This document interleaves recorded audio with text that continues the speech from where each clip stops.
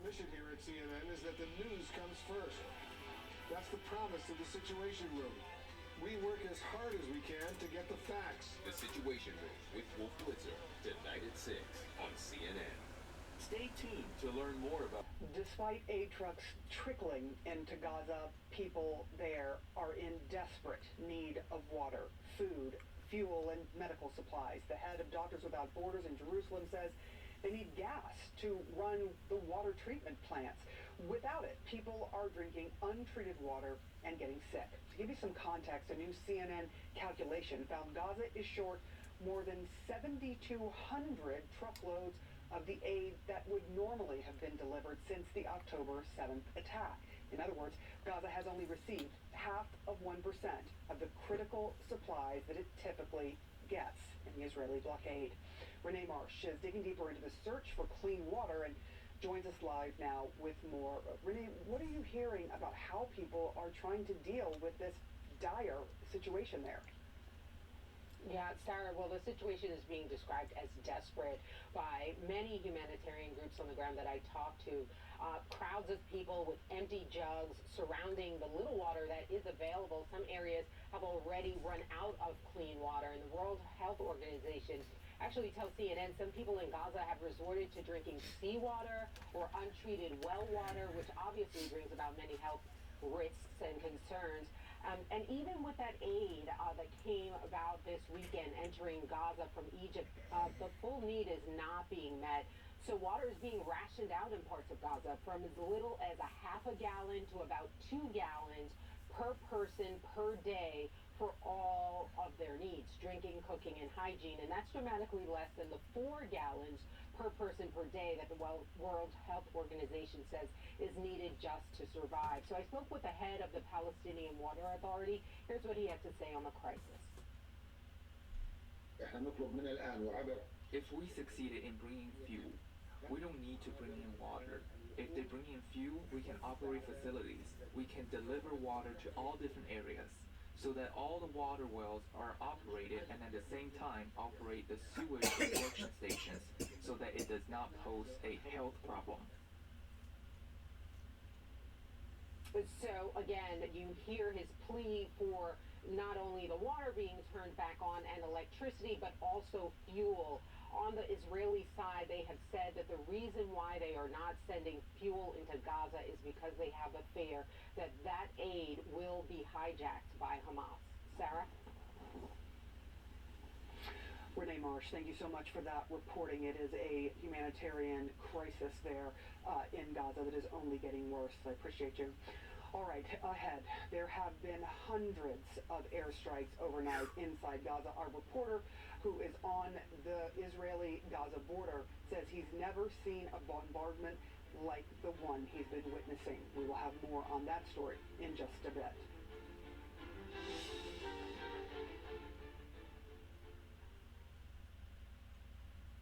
Nothing can prepare you for this kind of brutality. None of us wanted this to happen. They took babies after they killed their parents. It's something you can't imagine. There's still bombardment ongoing inside Gaza.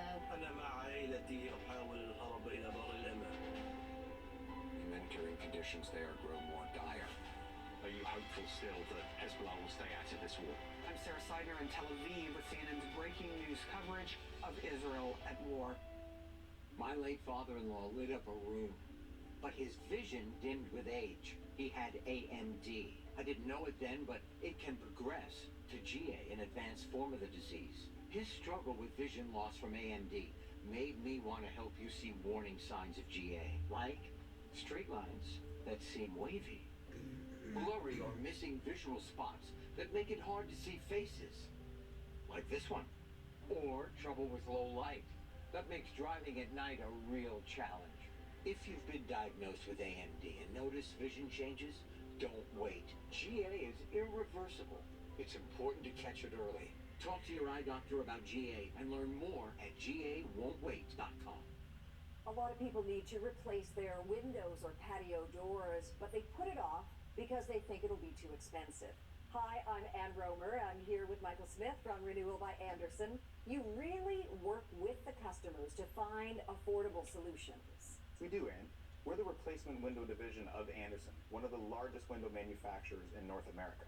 So we can usually offer our customers larger discounts and better financing than smaller companies or contractors. Other window companies don't offer your same window and door installation method. Our installers have installed thousands of windows. Our windows are manufactured to precisely fit your specific window openings. Being custom built also means if you have any beautiful trim that you'd like to keep, we can often install your windows without impacting that trim. You won't get this with most vinyl windows. And you offer a free window and patio door diagnosis? We do. We'll come to your home and assess your current windows, show you where you might be losing energy, and take measurements. Then we'll leave you with an exact price quote that's good for an entire year. So you're not a high-pressure company. My background is in home remodeling as a carpenter.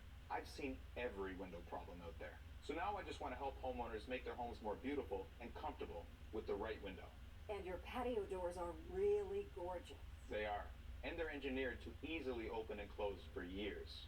And with multiple locking points on our patio doors, they provide even greater security. That is so great to hear, Michael. Thank you. Before October 31st, buy one window, patio door, or entry door and get the next one 40% off. That's 40% off with a minimum purchase of 4. And our financing can help make this project more affordable with zero money down, zero monthly payments, and zero interest for 1 year. This offer ends October 31st. For a free appointment with Renewal by Andersen, call 1-800-501-1400.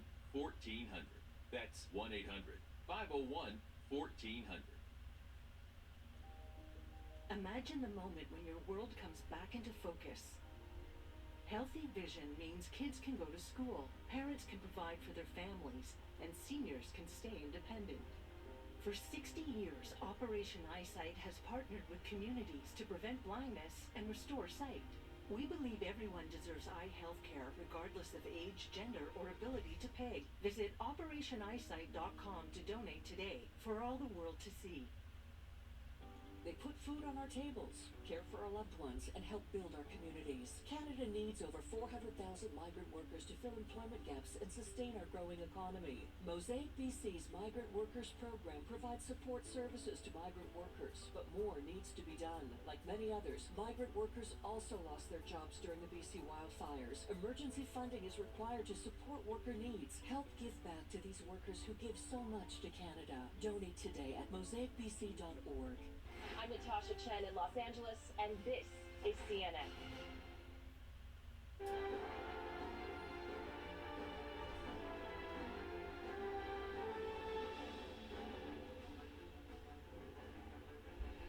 Hello everyone, I'm Kate Baldwin with John Berman in New York. Sarah Seidner is in Jerusalem, and this morning the number of people taken hostage by Hamas is climbing. The IDF is now updating its count, saying that it believes Hamas has kidnapped 222 people in the October 7th terror attack. Sources also telling CNN that the U.S. is asking Israel to delay a ground incursion into Gaza to allow more time to get these hostages out.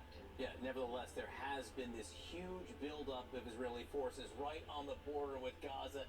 Infantry, armor stationed all around the perimeter of this enclave, and Israeli officials say that its soldiers are training and preparing for possible ground assaults, even as it has conducted more intensified airstrikes overnight. Our Nick Robertson, who's stationed right here in Sderot, has said it's some of the most intense shelling he has seen into Gaza for some time.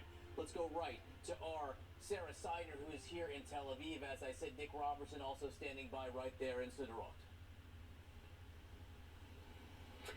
Yes, and I have come over to Jerusalem, which is about an hour drive from Tel Aviv. Here, there is quiet in Jerusalem, honestly, but in the West Bank, there has been a lot of activity. There have been protests in solidarity with those people who they are related to, some of the Palestinians, and who they see being bombarded in Gaza.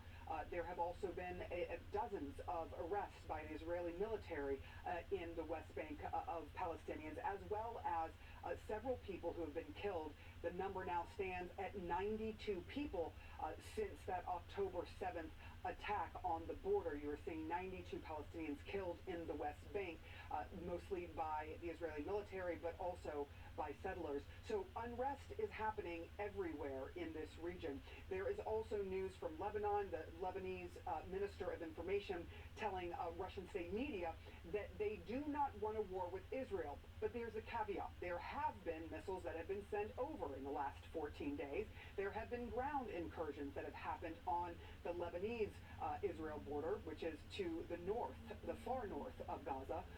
And there have been whole towns in the Israel side that have evacuated because of the dangers there. The Israeli Prime Minister has been very stern, warning that Lebanon will see the wrath of Israel if it does begin a war. And if Israel has to fight a war on two fronts, the Prime Minister says it certainly will. Now to Gaza, where there is just devastation that is happening there. It has gone from a humanitarian crisis, according to those on the ground, to a humanitarian catastrophe. Even though there have been more trucks that have been let in, so far there are 34 trucks filled with aid that have been let in. It is just a fraction, less than 4% of what normally comes in through the borders into Gaza. And so we are seeing a situation where not only are people hungry, thirsty, and in need of medical care that is just not available, but they're also suffering those taking care of the injured and the sick, the doctors and nurses. Here is what the Palestinian Red Crescent Society has to say about what is happening to the caretakers in Gaza. Few days ago, we didn't have food for our medical teams in the north, so we had to bring in, our colleagues risked their lives moving from Khan Yunis in the south to Gaza City, some bread in order for us to feed the medical teams, who, by the way, have been for the past 2 weeks working round the hour. They don't have shifts. There are no extra teams in order for some of them to take a rest. And of course, the number of injuries are huge. Imagine that. The doctors themselves don't have enough food, and they're working so many hours. There is no respite for those who are supposed to be taking care of the sick and infirmed and injured. All right, let's go to Nick Robertson. He is on the border, very close to Gaza. He is in Sderot, where you have been watching the mass of military might from Israel's side getting, themselves ready for what everyone says will be eventually a ground war. What are you seeing today? Yeah, the very heavy artillery and airstrikes that we were hearing over Gaza late yesterday afternoon and into the early hours of this morning, that's abated to a degree. We have just been listening to a couple of very heavy explosions coming from Gaza. We can hear a military helicopter in the distance somewhere not too far away. It doesn't feel as if the tempo is up, or doesn't feel perhaps that it will come up to the same tempo in terms of artillery and missile strikes as we witnessed last night. It's early in the evening, and that can change. The troops along the border, that has not changed either. They're still in place. Many hundreds of tanks and armored personnel carriers and some of the heavy mechanical diggers that are usually used to sort of go at the spearhead of an incursion into Gaza. Historically, that's what they do. They go in and clear the path for the tanks to make sure that there are no mines, there are no traps. But it very quickly, any force going through comes into an urban environment, and that's the area where the troops know that they'll face some of their toughest challenges. But at the moment, they haven't received the orders to go forward. They're still around Gaza. We can't see precisely where all these forces are, but wherever we can see them, there are very significant numbers. It is a large force that is preparing, we're told, for a long operation as well. Weeks, possibly more than that, Sarah. Yeah, it's really not going to be something that is fast in and out of Gaza. Nick Robertson, thank you and your team for all the reporting that you have been doing in a very dangerous spot. Now I want to send it back from Jerusalem to Kate, New York. Kate. So any moment now, thank you so much, Sarah. Any moment now, President Biden is going to be returning to the White House, as sources are telling CNN that his administration is asking Israel behind the scenes to delay its possible ground incursion in Gaza. It's a tactical decision the White House is hoping will offer up more time to get hostages released. The hundreds of men, women, and children kidnapped by Hamas during its terror attack. CNN's Arlette Saenz is at the White House for us. Arlette, what are you hearing from the White House about this today? Well, Kate, the White House publicly is saying that any decisions about military operations into Gaza are up to the Israeli Defense Forces themselves. But CNN has learned that behind the scenes, the administration has been pushing Israel to delay a possible ground incursion into Gaza, in part for two reasons: to ensure that they can try to get more humanitarian aid in there, and to work to secure the release of more hostages. On the humanitarian aid front, there was some progress made over the weekend as convoys started going into Gaza to distribute supplies to the civilians on Saturday. But that is just a fraction of what people on the ground there say these Palestinians need as they are dealing with dire circumstances within Gaza. Now, over the weekend, just yesterday, President Biden spoke by phone with Israeli Prime Minister Benjamin Netanyahu, and the White House said that the two men agreed to have a continued flow of aid going into Gaza. So that is one step that has been made when it comes to offering some humanitarian relief to the Palestinians there. But then there is the issue of the hostages. On Friday, there was the release of those two Americans, and both the U.S. and allies are hoping that more hostages will be released as this conflict continues. The president yesterday held a phone call with several European leaders, as well as Canadian Prime Minister Justin Trudeau, and one of the things they talked about was the need to get more hostages released. There is also concern about the Palestinian Americans who are currently in Gaza and have been unable to leave. So those are some of the issues that the White House is trying to tackle in these coming days as they await to see whether Israel will in fact launch that possible ground incursion into Gaza. Arlette, thank you so much. John? All right, with us now, retired U.S. Army Major Mike Lyons. Major, look, we know that Israel has got troops stationed all around Gaza, including armor all around Gaza. And by the way, it should be said, and we have a focus on it much, naval forces stationed off the coast of Gaza. Talk to me about this pause that the United States has been pushing for. What would the impact be on all these troops waiting to go in strategically? I don't think it's a pause. I think it's deliberate on the Israeli side to make sure they have everything in place in order to launch what they're going to be a successful ground operation. They have to set up logistical supply places, for example. They have to make sure there's 10 to 15, 20 days of resupply close to those troops once they go in. So I think they're going to continue to shape the battlefield with the air. The air campaign remains the top priority. Well, talk to me about that then. I mean, talk to me about shaping it from the air. There have been intensified airstrikes. Nick Robertson is right here in the center of, has said overnight he saw some of the most ferocious shelling he's seen. What's going on there? Well, it appears that they've cut the Gaza in half through that wadi that's there, where they're going to let the southern portion be the place where civilians can gather, and we call it what's a no-fire zone, but their focus is in the north. Their focus is on the tunnels, observation posts, command and control centers, which are things that the air can target. Those are the kind of things that you use that air campaign for. If you pound that for 30 days, 35, 40 days, you're trying to get that enemy their head so shaking that they really don't know what's going on. So when the ground troops come, they have that shock effect they can use. There's also been interaction between Israeli forces and Hamas militants on the border in the last few days, including, we know, right here, which is interesting because it is south of that evacuation line. What do you think might be happening there? John, those are raids, and they're done on purpose. They go across the border, probably a few miles, in order to collect intelligence, kill as many fighters as they can, also figure out where those tunnel groups are, figure out if they're going to destroy them, possibly gain intel where the hostages could be. But those are very tactical decisions that they're making there. One weapon that we are told has been used for the first time in fighting is what's called iron sting or steel sting, depending on the translation, which is an Israeli mortar that we're looking at here.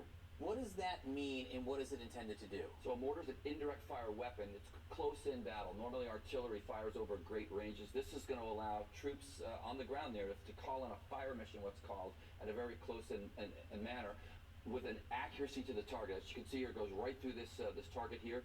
It's fired with laser designation, all these kinds of things. It's an increased technology. Normally mortars are kind of fire and forget. You fire them quickly, area fire weapons and the like. I think this is going to go after tunnels. They're going to mark where these tunnels are, they're going to mark where these areas are, and then come back later, laze and blaze them. They're going to figure out where they are, and then use these mortar systems together. These are some of the tunnel systems that existed in 2021. They're probably much more elaborate now at this point. Arlette and Kate were talking about this pause that the United States has been pushing for reasons of getting the hostages out and maybe more aid in, but one other reason is to bolster or secure the U.S. interests that are in the region. This is a map. Actually, the red countries are countries of either Iran or where Iran has proxies, but the U.S. does have people stationed in these areas. We do. We have troops up here in Syria, up here in Iraq, and while Iron Dome protects Israel, the systems we're bringing in are going to be umbrella to protect U.S. troops that are there in the theater, the Patriot system, the THAAD.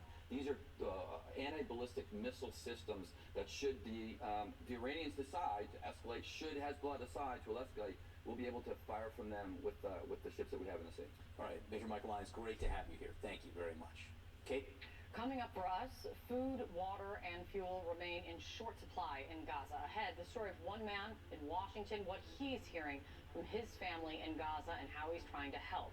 Plus, Defense Secretary Lloyd Austin laying out his concerns over the very real risk of this conflict escalating and expanding throughout the Middle East, why he's sending more military assets to the region now.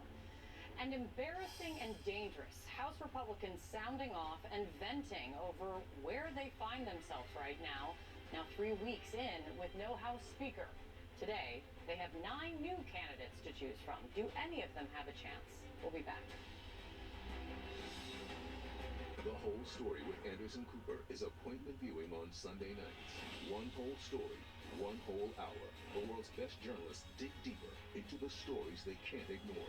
The Whole Story with Anderson Cooper, Sunday at 8 on CNN. With Fast Signs, brew signature flavor into every sip and sign.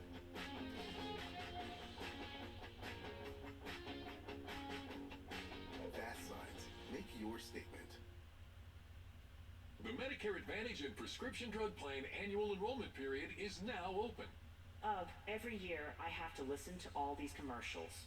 We're sorry, Karen, and we know it's annoying, but we want to make sure everyone on Medicare knows it's time to check and see if they can enroll in a plan that will save money or include additional benefits. I just want these commercials to stop. Honestly, Karen, we do too, but this is the only time of year when everyone on Medicare can call and see if there are plans with additional benefits available in their area. I already have a Medicare Advantage plan, so these commercials aren't even for me. Well, Karen, plans may change every year, and the 2024 Medicare Advantage plans are now available. The phone lines are open. Just call 800-331-5378 now. The Medicare annual enrollment period is the only time of year when all Medicare recipients can call and enroll in a new Medicare Advantage plan. This is also the time to call if you want to change plans. This enrollment period is only open for a limited number of weeks. Do I have to call now for 2024? 2024 plans are available now during the annual enrollment period. Our licensed insurance agents are standing by to take your call. Call now and get a free benefits review with no obligation to enroll. Just call 800-331-5378 now. So, I can call and not sign up for a plan? That's right. We just want to make sure everyone on Medicare gets information about plans with the coverage they want in 2024. You can call to check and see what plans with additional benefits may be available in your area. I need to get that number one more time. The number again is 800-331-5378. Is the call free too? Yes, the call and benefits review are free with zero obligation to enroll. Call now. Just call 800-331-5378 now. That's 800-331-5378. A lot of people need to replace their windows or patio doors, but they put it off because they think it'll be too expensive. Hi, I'm Ann Romer. I'm here with Michael Smith from Renewal by Anderson. You really work with the customers to find affordable solutions. We do, Ann. We're the replacement window division of Anderson, one of the largest window manufacturers in North America. So we can usually offer our customers larger discounts and better financing than smaller companies or contractors. Other window companies don't offer your same window and door installation method. Our installers have installed thousands of windows. Our windows are manufactured to precisely fit your specific window openings. Being custom built also means if you have any beautiful trim that you'd like to keep, we can often install your windows without impacting that trim. You won't get this with most vinyl windows. And you offer a free window and patio door diagnosis? We do. We'll come to your home and assess your current windows, show you where you might be losing energy, and take measurements. Then we'll leave you with an exact price quote that's good for an entire year. So you're not a high-pressure company? My background is in home remodeling as a carpenter. I've seen every window problem out there. So now I just want to help homeowners make their homes more beautiful and comfortable with the right window. And your patio doors are really gorgeous. They are. And they're engineered to easily open and close for years. And with multiple locking points on our patio doors, they provide even greater security. That is so great to hear, Michael. Thank you. Before October 31st, buy one window, patio door, or entry door and get the next one 40% off. That's 40% off with a minimum purchase of 4. And our financing can help make this project more affordable with zero money down, 0 monthly payments, and 0 interest for 1 year. This offer ends October 31st. For a free appointment with Renewal by Andersen, call 1-800-501-1400. That's 1-800-501-1400. Aid workers are warning the situation in Gaza has become a humanitarian catastrophe. Shipments of critical supplies are really just trickling in, nothing compared to what they need. Trucks carrying food, medicine, and medical supplies entered Gaza through the Rafah crossing at the Egyptian border, but officials say it is simply not enough to meet the needs of the people. The hospital system is completely overwhelmed with patients, and some say doctors have been forced to operate without morphine or painkillers. In a CNN opinion piece, our next guest writes, "Knowing my family could be killed at any moment, I live with the gnawing fear that any buzz my phone makes will be the news I fear the most." Joining me now is Hani Almadoun, who is the UN Philanthropy Director at UNRWA USA, which supports the UN Agency for Palestinian Refugees in Gaza. He is speaking with us in a personal capacity today because, as you heard, he does have family in Gaza. Hani Almadoun, thank you so much for joining us. I know this is a terribly difficult time to be discussing what is happening with your family. First and foremost, have you heard from your family today, and if so, how are they? Yes, Sarah, thank you for having me. I appreciate the opportunity. It's, as you can see and you can imagine, things are not going great. The family is not in a good place. My immediate family is unharmed physically, but the emotional trauma, the food insecurity, there's a lot of bombing around them, and I worry for their safety. As you can imagine, over the weekend, my sister-in-law lost 12 family members. Just the whole bloodline is gone. And, and I just don't know. It keeps getting closer, and I pray for their safety and, for the safety of all those folks involved who have nothing to do with this, like my family. So thank you for asking. Yeah, I'm so sorry, especially hearing about your sister-in-law and 12 members of her family gone. Can you give us some sense of what they're experiencing and where they were living? Were they in North Gaza, and did they have to evacuate to South Gaza, or where are they, and how are they handling what they're experiencing there? What are they seeing? Right, Sarah. Yeah, so my family is in northern Gaza. That's the evacuation zone. They've moved places just to be a little bit farther from the lines with with Israel. But the reality is they're not safe. The house 5 doors down from them, the Kahnout family house was bombed. And, some of these houses get bombed more than once. So that's just a little bit cruel. The family that we've lost, they're actually about 10-minute drive from our house. And remember, Gaza is very small. You could cross Gaza west to east in 10 minutes. So you're talking about a fairly tiny place. And the family does not have anybody in the south or the middle area. The schools are already crowded. Our colleagues at UNRWA are doing a good job housing people and trying to provide food. You've mentioned aid is trickling in. Thank you. There's some movement there. It's obviously a drop in the bucket, but we know 20 trucks came Saturday, 14 yesterday, and maybe a few more today. We're hoping that we get some fuel. The issue is none of this aid is getting to people like my family up north. They're just, everything is doubled and tripled in the price. and that's okay, but just the part that the safety, you don't know what's gonna happen, uncertainty. My dad in the market where he has a small grocery store was bombed. My mom worried. Alhamdulillah, he's doing okay. But you can imagine there's a lot of people who have nothing to do with this, like the 50% of the people in Gaza under the age who didn't even elect anything or had any time to make a bad or a good decision. They're still not in a good place. My family is hurting. A lot of families are hurting. I've lost a friend of mine who's a journalist just yesterday. So it's just unfortunate. UNRWA lost 29 staff members. We continue to work under difficult conditions. We try to comply with whatever orders the IDF provides, but as you know, 29, at least 35 UNRWA installations got bombed. So we don't really feel the UN flag is not protected anymore. So if UN ambulances don't feel safe, can you imagine civilians like my family who are just been praying hard, and we're trying to keep in touch with them, but it's not really getting any easier. And I know you're about 50 minutes away from them because I was in Jerusalem over the summer, and I hope they're okay. I wish I was closer to them because I know that if we're together, but no matter happens, we will be together. And that seems cruel, but really that's what myself is feeling, and that's what my wife also is feeling. She has a family in Gaza.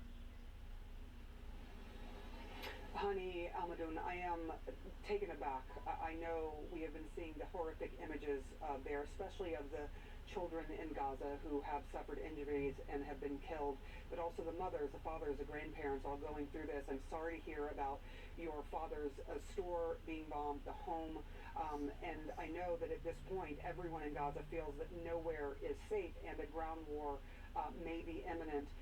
I just hope that your family and all of the civilians can make it out of this, at least somehow make it out of this alive.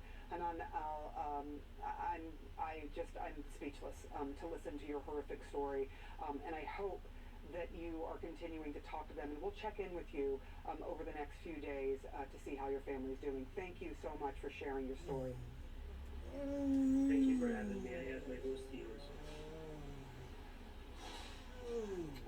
John. All right, just into CNN.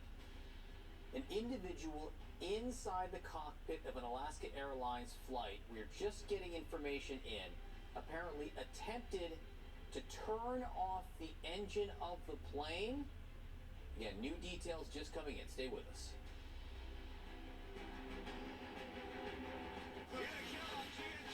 Hockey season begins with celebration.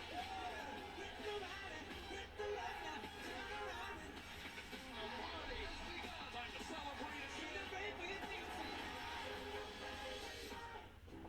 The Chase Ink Business Premier Card is made for people like Sam who make Everyday products designed smarter. Like a smart coffee grinder that orders fresh beans for you. Oh, genius. For more breakthroughs like that, I need a breakthrough card. like ours, with 2.5% cash back on purchases of $5,000 or more. Plus unlimited 2% cash back on all other purchases. And with greater spending potential, Sam can keep making smart A ideas. brilliant reality. The Ink Business Premier Card from Chase for Business. Make more of what's yours. Hi folks, Joe Namath here. The Medicare annual enrollment period is now. Do you know if your Medicare plan benefits are changing next year? Will your costs go up? Are your doctors still covered? Get answers in 3 steps. 1, call the toll-free number below by December 7th to speak to a licensed insurance agent. 2, review your coverage for any changes to your Medicare plan for next year. 3, learn if a Medicare Advantage plan that may offer additional benefits is available in your area. I call every year to see what plans are available in my area. I call every year to make sure my doctors are still covered under my plan. They work with multiple insurance companies across the nation, so you'll have choices from a variety of plans. The Medicare annual enrollment period has a deadline. Millions have called. You should too. Call to speak to a licensed insurance agent. Call 1-800-697-6200. Call now. At Consumer Cellular, you get the same exact coverage as the largest carriers for up to half the price. That's Barbara? Sorry, I was muted. That's amazing. I know, right? Why choose between a longer life or quality of life? You deserve both. And with Kisqali, a treatment for people with metastatic breast cancer, you can have both. Kisqali is a pill that, when taken with an aromatase inhibitor, is the only treatment of its kind shown to both help people live longer and improve or preserve quality of life. Because you shouldn't have to sacrifice one for the other. Kisqali can cause lung problems or an abnormal heartbeat, which can lead to death. It can cause serious skin reactions, liver problems, and low white blood cell counts that may result in severe infections. Avoid grapefruit during treatment. Tell your doctor right away if you have new or worsening symptoms, including breathing problems, cough, chest pain, a change in your heartbeat, dizziness, yellowing of the skin or eyes, dark urine, tiredness, loss of appetite, abdomen pain, bleeding, bruising, fever, chills, or other symptoms of an infection, a severe or worsening rash, or plan to become pregnant or breastfeeding. Live longer and live well. Ask about Kisqali, and long live you. At Simply Safe, your safety is the only thing that matters. Introducing 24/7 Lifeguard Protection, only from Simply Safe. This exclusive technology allows Simply Safe agents to help stop crime in real time by speaking through the new Smart Alarm indoor camera. Stop. This is Simply Safe. Police are on their way. For instant intruder deterrence and faster police response. Police have arrived. Your home is safe. Advanced home security, 24/7 professional monitoring for less than $1 a day. There's no safe like Simply Safe. You want to see a trick? Sure. I can make anything you want appear on that TV. Superheroes. Superheroes. Well, cute animals. Cute animals. Wizards. Wizards. Would you like my trick? I saw the remote. With you, keeping the whole family entertained. Search endless content with the magical Ignite TV voice remote. Rogers, with you all the way. I'm Martha Stewart, and this is one of my new kittens. Of course, I want to give them the happiest, healthiest life possible, which is why I choose Pretty Litter. We love this litter because it's tough on odor and helps keep tabs on their health by changing color to show high, low, and typical pH levels. Pretty Litter is also low dust. And whether you're a new cat parent or a lifelong cat lover like me, this low-maintenance litter is the game changer. Try it today. Go to prettylitter.com. I'm Manuajo on Capitol Hill, and this is CNN. All right, just into CNN, we are learning that an Alaska Airlines flight was diverted because someone in the cockpit, apparently, tried to shut down the engine mid-flight. Seen as Pete Montine all over this for us. Pete, explain what happened here. A very serious incident, John, and this really is laid out in the air traffic control audio that we now have our hands on. This flight, an Alaska Airlines flight operated by Horizon Air, it's its wholly owned regional airline, yesterday afternoon on the West Coast from Seattle's Paine-Field to San Francisco.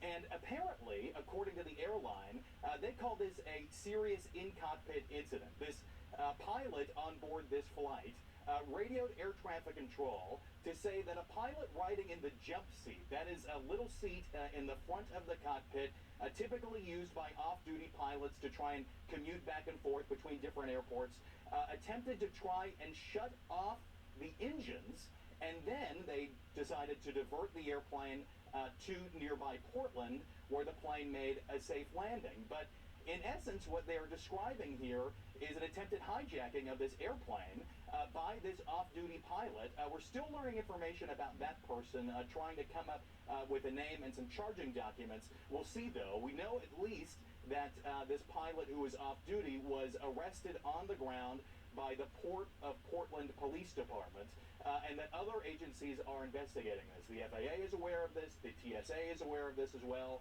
So they're all sort of leaning into this investigation. Potentially the FBI could be a part of this investigation as well. But essentially they're laying out that this off-duty pilot tried to tamper with the flight controls, which is an extremely serious charge. You know, something like this has really not happened in decades. Reminds me of the FedEx incident back in 1976, where an off-duty pilot, a flight engineer in the third seat of the airplane, attacked the flight crew with a hammer and other weapons on board. They were able to safely land, but this is really an incredible case. We are just still learning about this, John, and the details are coming in fast and furious, but really a pretty serious charge here. And we just need to learn more about exactly what precipitated this and why this off-duty pilot did this. It's a very serious charge because when you turn off the plane's engines, it's really only one thing that can happen here. Pete, any sense of when we will learn more about a possible motive or identity of this person? There are names floating out there right now, John, and we're just trying to nail that down. Of course, we want to be right and not first. Yes. So we're just trying to get through all of that now and make sure we get this name right just so. But we're at least hearing right now is that this was an off-duty pilot. This person was not necessarily a passenger, a little bit of both. So they were a passenger in the cockpit, but this person was a certificated pilot, legal to fly in the front, an airline pilot who was off-duty, and was able to be up there in the cockpit. The only risk of that, of course, is that you have relatively easy access to the controls there and the other two pilots flying the airplane. This does sort of lean into the argument, though, for two pilots in an airplane. If one pilot was potentially subdued by this off-duty pilot, that they could have continued flying the airplane. We know from the air traffic control audio that this off-duty pilot, who is essentially given this very serious charge, was subdued and taken into the back of the airplane. The flight crew, who is still able to fly the airplane normally and safely, said he was subdued. They would like law enforcement on the ramp, and that's exactly what happened. This pilot was arrested. All right, Pete, we'll let you work the phones. This is not the last we are going to hear of this, I suspect, because this is an extremely serious incident. Pete Muntean, thank you very much. Absolutely. All right, we're also watching this coming out of Washington. Tonight, House Republicans are going to be back behind closed doors once again try to figure out how to get their act together. Once again. Now 3 weeks into having no Speaker of the House and 3 failed House floor votes. 9 Republicans, there you see them, now say that they want this job. But it is not clear if any one of them has a path to getting 217 votes that are needed to actually get the job. All right, with us now, CNN political commentator and host of PBS Firing Line, Margaret Hoover, and CNN anchor and senior political analyst, John Avlon.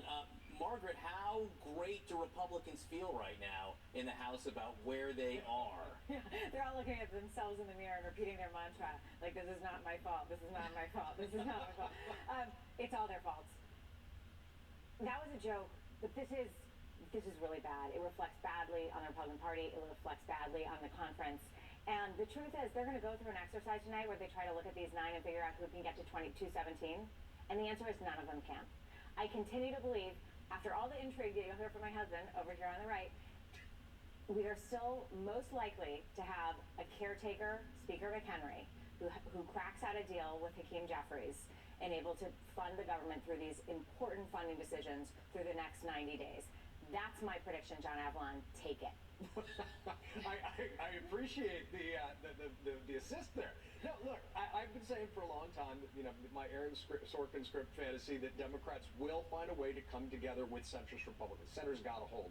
I've spoke to Republican members of the conference who say, look, we're exhausted. There's no obvious way out. Emmer is the most logical person to do it, Tom Emmer, but he committed this sin of certifying the election. I.e., he's not an election denier, and that has drawn Donald Trump's ire, trying to make him toxic, despite the fact he has McCarthy's endorsement and he's a member of leadership. McHenry, as a caretaker, may be possible. Ultimately, I think the center's got a hold, and that would be a great thing for the country. In the meantime, this is just self-inflicted. Here's some reporting on Emmer from CNN this weekend, that he put out a letter to colleagues on Saturday, and he said that he was seeking the speakership with the goal of delivering, quote, historic change. And this is the unanswerable question, and why I will not pose it, which is, what does that look like here? I mean, is that the kind of pitch that can win enough support? Just historic change. I mean, you're already looking at a historic mess, so you're in the middle of it. There's no sense that Emmer is going to be able to not just get to 217, but that he will get the far right of the party. He voted to certify the election. He voted for gay marriage. He voted for the continuing resolution. He's voted for all these things that the Gates crowd and the Freedom Caucus all say are heretical. So how then is he going to be able to pull together the coalition that Kevin McCarthy couldn't hold on to? I don't know, by promising like a functioning federal government, which I know is not terribly sexy to some folks on the far right. That's not a winning argument. Which is nuts. And the whole promising of change is, I mean, look, change is not a strategy. It's not a destination. That's really just we're going to be bold. Come with me on my promise of bold, But that's what I'm saying. Like, what did they learn from 3 weeks of nothing? Is apparently nothing, because that's the pitch should be like, we just need to put one foot in front or the other. This is the fundamental problem with the House on Fire, World on Fire situation we're in. This is self-inflicted. This just doesn't make the Republican Party bad or the conference look bad. It makes the country look bad. It makes democracy look bad. And so you'd hope that they could rise above all their petty squabbling to at least find a way to fund, the things that need to be funded and not shut down the government in a time of crisis. That seems to be mission impossible. But here's hoping they hit 217. But who is they here? Yeah. What role do Democrats have, Margaret, do you think? Do you think that they can continue just to say, hey, this isn't our problem, just call us when you come up with something? And we're getting closer to a point where that's not the case. And by the way, Hakeem wants his chamber to work as well. He's looking very, very closely at 2024, trying desperately to use all of this to be able to take the House of Representatives back. They, in this case, I mean, frankly, for all the shenanigans we've been through in 3 weeks, the base of the Republican Party isn't mad yet. In fact, they're glad at the freedom. They're happy with the Freedom Caucus. They're happy. The base of the Republican Party, let me repeat, I'm not saying ordinary Republicans. I'm not saying people like me. So the challenge here really is, how do you reform the party so that they reflect the majority of Americans who self-identify as Republicans? Because right now, it's not going to happen before a government shuts down again. That's a long-term structural problem that's not going to get solved before November 17th. But you're just making No, I'm not, because Hakeem Jeffries has been calling for a bipartisan solution since McCarthy. I think you've got some folks in the Republican Party who've got destructure's remorse for knocking down Kevin McCarthy. It is the fault of a handful of folks who are arsonists on the far right.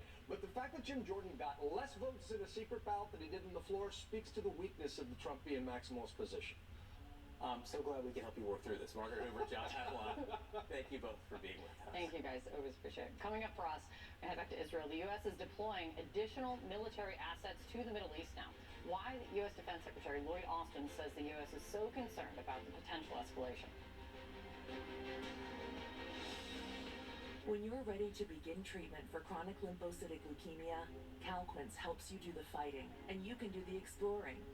You can do the splashing, the sightseeing, and the playing.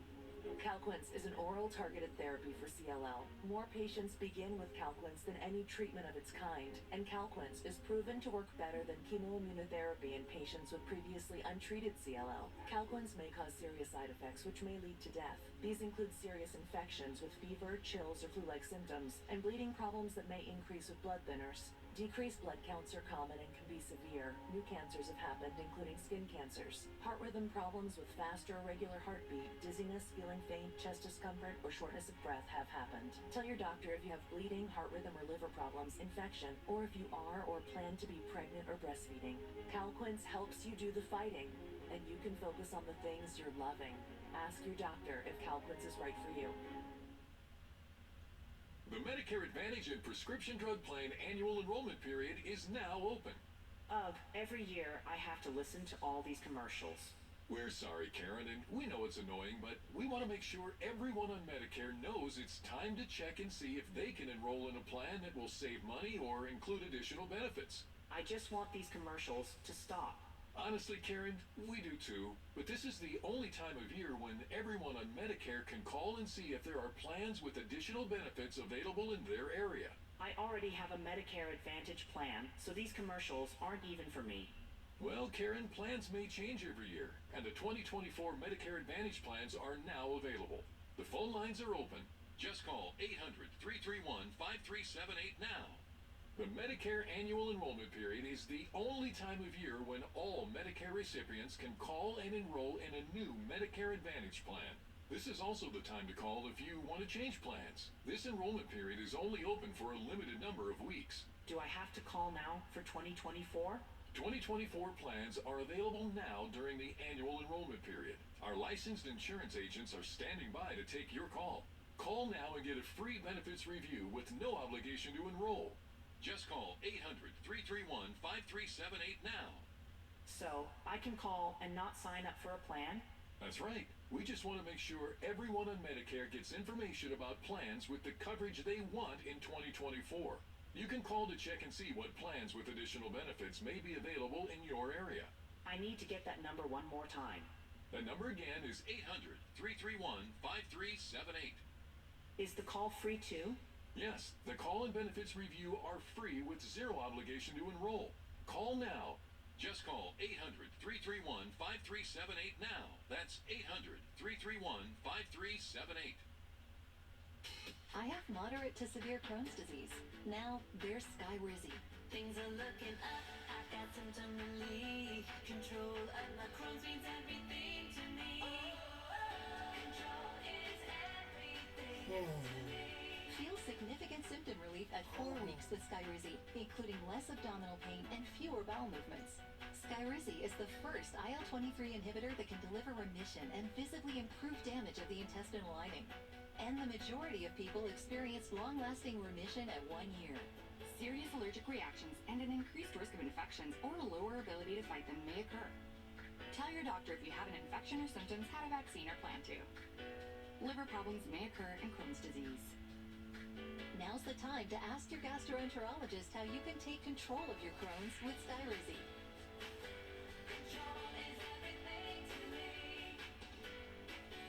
Learn how AbbVie could help you save. Closed captioning brought to you by InVetHelp. Call 1-800-710-0020. Do you have an invention idea but don't know what to do next? Call InventHelp today. They can help you get started with your idea. Call now. 800-710-0020.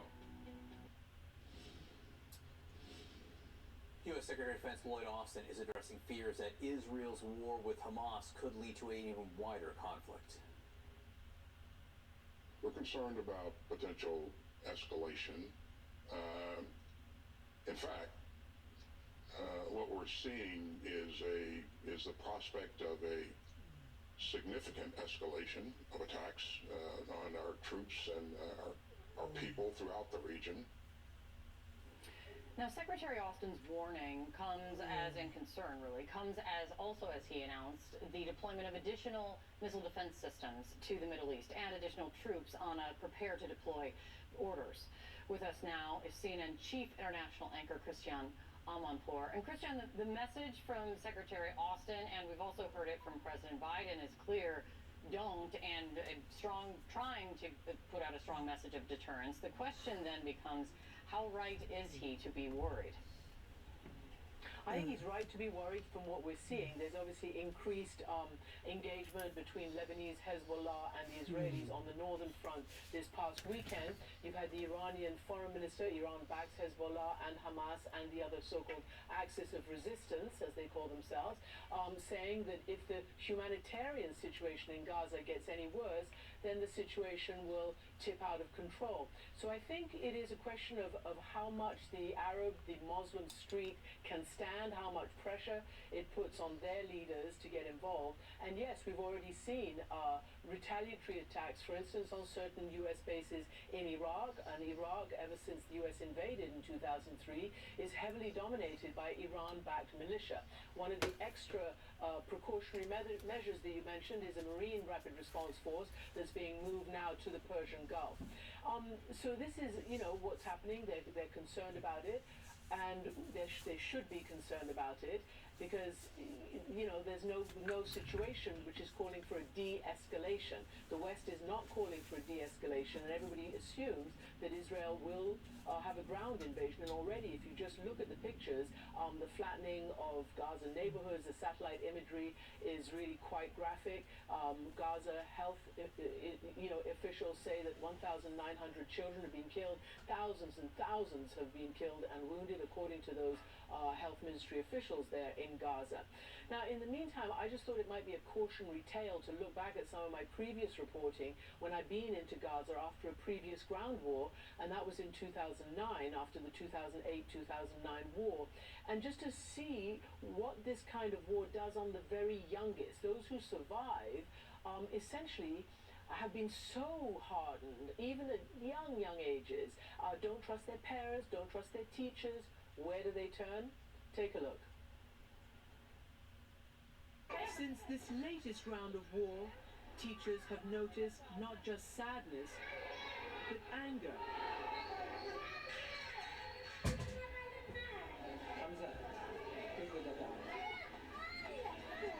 Hamza hits a boy with the ball that we've given him.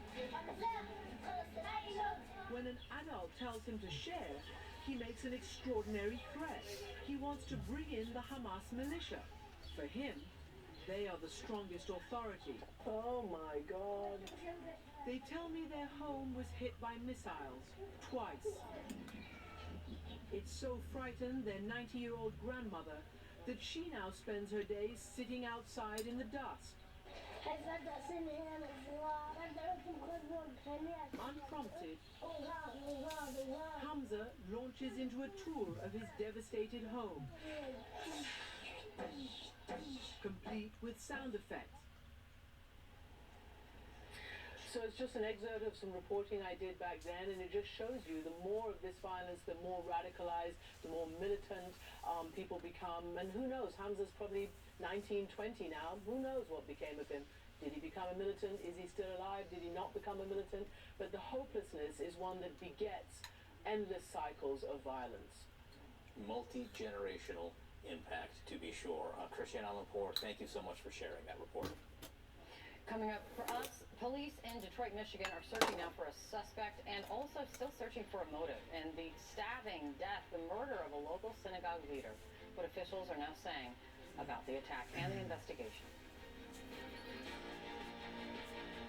The new CNN Prime Time is where the truth shines. The day's biggest stories. The night's most essential reporting. This is the new CNN Prime Time. Weeknights starting at 7 on CNN. It'll be an opportunity to travel the world and shoot all these amazing scenes. We can shoot the whole thing in Turkey.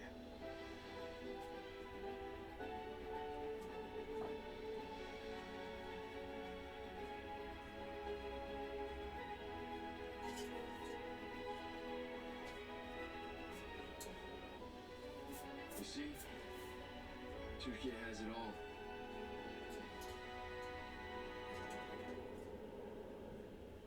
Struggling with the highs and lows of bipolar 1? Ask about Vraylar. Because you are greater than your bipolar 1. And you can help take control of your symptoms with Vraylar. Some medicines only treat the lows or highs. Vraylar treats depressive, acute manic, and mixed episodes of bipolar 1 in adults.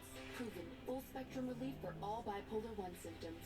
And in Vraylar clinical studies, most saw no substantial impact on weight. Elderly dementia patients have increased risk of death or stroke. Call your doctor about unusual changes in behavior or suicidal thoughts. Antidepressants can increase these in children and young adults. Report fever, stiff muscles or confusion, which may mean a life-threatening reaction, or uncontrollable muscle movements, which may be permanent. High blood sugar, which can lead to coma or death, weight gain, and high cholesterol may occur. Movement dysfunction and restlessness are common side effects. Sleepiness and stomach issues are also common. Side effects may not appear for several weeks. Ask about Vraylar and learn how AbbVie could help you save. Hi folks, Joe Namath here. The Medicare annual enrollment period is now. Do you know if your Medicare plan benefits are changing next year? Will your costs go up? Are your doctors still covered? Get answers in 3 steps. 1, call the toll-free number below by December 7th to speak to a licensed insurance agent. 2, review your coverage for any changes to your Medicare plan for next year. 3, learn if a Medicare Advantage plan that may offer additional benefits is available in your area. I call every year to see what plans are available in my area. I call every year to make sure my doctors are still covered under my plan. They work with multiple insurance companies across the nation, so you'll have choices from a variety of plans. The Medicare annual enrollment period has a deadline. Millions have called. You should too. Call to speak to a licensed insurance agent. Call 1-800-697-6200. Call now. So many people are overweight now and asking themselves, why can't I lose weight? For most, the reason is insulin resistance, and they don't even know they have it. Conventional starvation diets don't address insulin resistance. That's why they don't work. Now there's Golo. Golo helps with insulin resistance, getting rid of sugar cravings, helps control stress and emotional eating, and losing weight. Go to Golo.com and see how Golo can change your life. That's GOLO.com. We planned well for retirement, but I wish we had more cash. Do you think those two have any idea that they can sell their life insurance policy for cash, so they're basically sitting on a gold mine? I don't think they have a clue. That's crazy. Well, not everyone knows Coventry's helped thousands of people sell their policies for cash, even term policies. I can't believe they're just sitting up there, sitting on all this cash. If you own a life insurance policy of $100,000 or more, you can sell all or part of it to Coventry, even a term policy, for cash or a combination of cash and coverage with no future premiums. Someone needs to tell them that they're sitting on a gold mine and you have no idea. Hey guys, you're sitting on a gold mine. Do you hear that? I don't hear anything anymore. Find out if you're sitting on a gold mine. Call Coventry Direct today at 800-392-7600 or visit CoventryDirect.com. I'm Natasha Chen in Los Angeles, and this is CNN. The community is grieving still today and still asking the question, why? The president of a synagogue, a prominent member of Detroit's Jewish community, killed over the weekend, stabbed to death, and police say they found a trail of blood leading to Samantha Wool's home, where they believe the attack happened. Detroit's police chief says so far there is no evidence that the death was motivated by anti-Semitism, but they are looking for a suspect and a motive. CNN Chief Law Enforcement Analyst John Miller is with us now. John, where are they on this? Well, we start off in this with, an FBI bulletin that came out on the 18th, just a few days ago, noting the increase in physical assaults, bomb threats, calls for attacks against the Jewish and Muslim communities. So when you have the high-profile president, and when I say high-profile, worked for a member of Congress, when she ran the renovation of the downtown synagogue, the mayor came to the opening, somebody who's a known entity larger than life in the Jewish community, there's going to be this concern, given the timing that this is connected. The watchword for police from the very beginning in Detroit is to keep an open mind on this case because of the circumstances around the killing and what they tell them and what they don't tell them. What's missing? What are they looking for now? They're clearly running at this hard to figure out, one, why she was killed, who killed her, all of the above. So those are the problems in that there are many clues and none of them point in a single direction yet. You've got a murder that happens inside the apartment, apparently, and a trail of blood that takes you outside. So that raises the questions, no signs of forced entry? Did she let someone in? Was it someone known to her? Did she come home from a wedding she had attended the night before and find someone inside? Was that someone known to her? Was she stalked because of her position to that address and followed by somebody who waited and pushed their way inside? All of these questions are there. One interesting tell, if you will, is inside the apartment, law enforcement sources tell me there was a large Israeli flag hanging up. If this was to be a symbolic murder, that was left completely untouched, apparently. So they're going at her cell phone. Who was she in contact with? They're going at the video canvas in that housing complex, an upscale condominium that's just 2 blocks outside of a neighborhood that's been plagued with high crime. So they've got a lot to go at, and they are sparing no resource. John Miller, thank you. Keep us posted on this. Thank you, John. Thanks. And thank you so much all for joining us today. This is CNN News Central Inside Politics. Up next.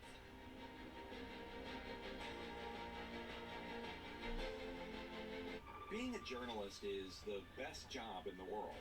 Asking challenging questions of the folks who run the world. Is Ukraine going to win this war? Yes, of course. You ready? The Lead with Jake Tapper, CNN Today at 4. She runs and plays like a puppy again. His number 2's are perfect. He's a brand new dog all in less than a year. When people switch their dog's food from kibble to the farmer's dog, they often say that it feels like magic. But there's no magic involved. It's simply fresh meat and vegetables with all the nutrients dogs need, instead of dried pellets. Just food made for the health of dogs, delivered in packs portioned for your dog. It's amazing what real food can do. It's really been a gift having Mom live with us. But as a nurse, my training told me she needed more help than I could provide. So I connected with a place for Mom. My senior living advisor understood our unique situation. She quickly recommended communities and set up tours. A place for Mom helped us get to a decision. And now, Mom is so well cared for. Tell Talk to an expert senior living advisor today at no cost to your family. I was a teacher for 30 years, and today I'm a grandmother of 9. Technology is essential to our everyday lives, and that's why I'm concerned about our foreign adversaries' influence over the internet. Our adversaries believe in censorship and control. That's not the future I want for my grandchildren or yours. Congress needs to protect our democratic values and strengthen, not weaken, American technology. I was stuck. Unresolved depression symptoms were in my way. I needed more from my antidepressant. Vraylar helped give it a lift. Adding Vraylar to an antidepressant is clinically proven to help relieve overall depression symptoms better than an antidepressant alone. And in Vraylar clinical studies, most saw no substantial impact on weight. Elderly dementia patients have increased risk of death or stroke, report unusual changes in behavior or suicidal thoughts. Antidepressants can increase these in children and young adults, report fever, stiff muscles, or confusion, as these may be life-threatening, or uncontrolled muscle movements, which may be permanent. High blood sugar, which can lead to coma or death, weight gain, and high cholesterol may occur. Movement dysfunction and restlessness are common side effects. Stomach and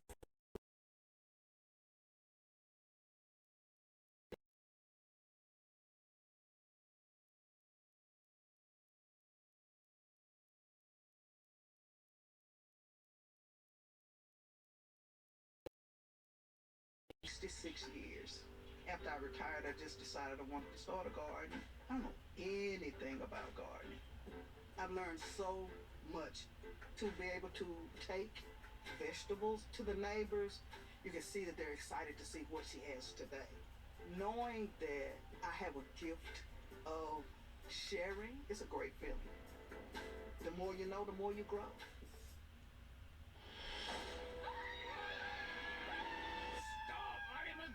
Zombie. This October, trick or treat. Spirits come home to rest all month long. This place is really haunted. What a weird mystery. With Hollow Scream on Disney Plus. We're gonna scare you. Boo. Home is where the hunt is. It's time. I'm Martha Stewart, and this is one of my new kittens. Of course, I want to give them the happiest, healthiest life possible, which is why I choose Pretty Litter. We love this litter because it's tough on odor and helps keep tabs on their health by changing color to show high, low, and typical pH levels. Pretty Litter is also low dust. And whether you're a new cat parent or a lifelong cat lover like me, this low-maintenance litter is the game changer. Try it today. Go to prettylitter.com. I'm Zachary Cohen in Washington, and this is CNN. Closed captioning is brought to you by Page Publishing. Want to publish a book? We'll review your manuscript for free. If you've written a book, Page Publishing can help you through the process. We cut through the confusion of the publishing world to make it easy for you. Call 800-563-0741.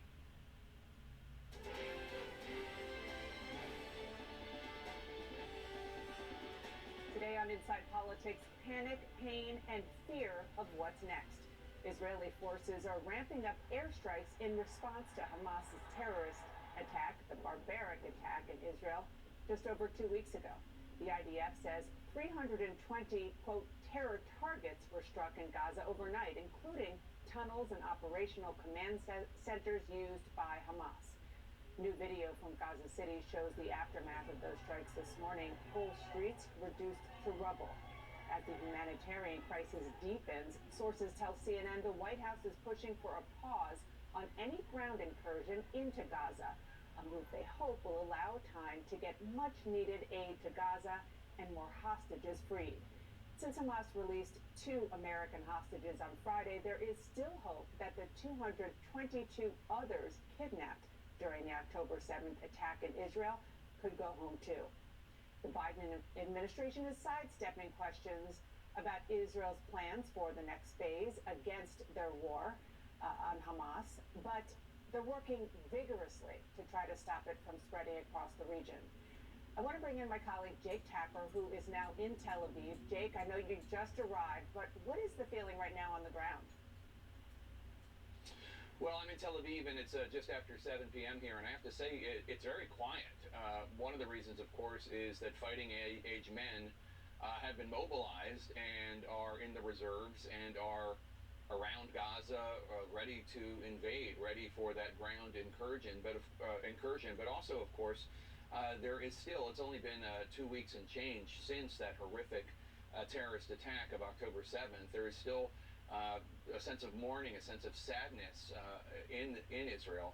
And beyond that, of course, a sense of anxiety about what is going to happen next. How long is this ground incursion going to last? Will it be a matter of months? Will it be a matter of years? What will happen after that? Does this current government, the Netanyahu government that was in charge, of course, on October 7th, do they have a strategy for the ground incursion and for what happens next? So I would say it's quiet, it's mournful, and a lot of anxiety, Dana. Yeah, I'm sure that quiet that you're feeling, and you can see it, is quite eerie there, Jake. Stand by, because I want to bring in our colleague Jeremy Diamond, who is south of you in Ashkelon. Jeremy, what is the latest there on the ground? Well, listen, Dana, yesterday we heard IDF officials say that they were going to be intensifying their strikes on Gaza, and today we are hearing and seeing the evidence of that. This evening we have been hearing a steady thud pounding of the Gaza Strip in the background, the sounds of bombs hitting the Gaza Strip. Last night, we know that the IDF struck 320 targets overnight, which was a significant increase, striking tunnels where they say there were fighters, as well as operational command centers. They also struck missile and mortar positions of Hamas fighters inside the Gaza Strip.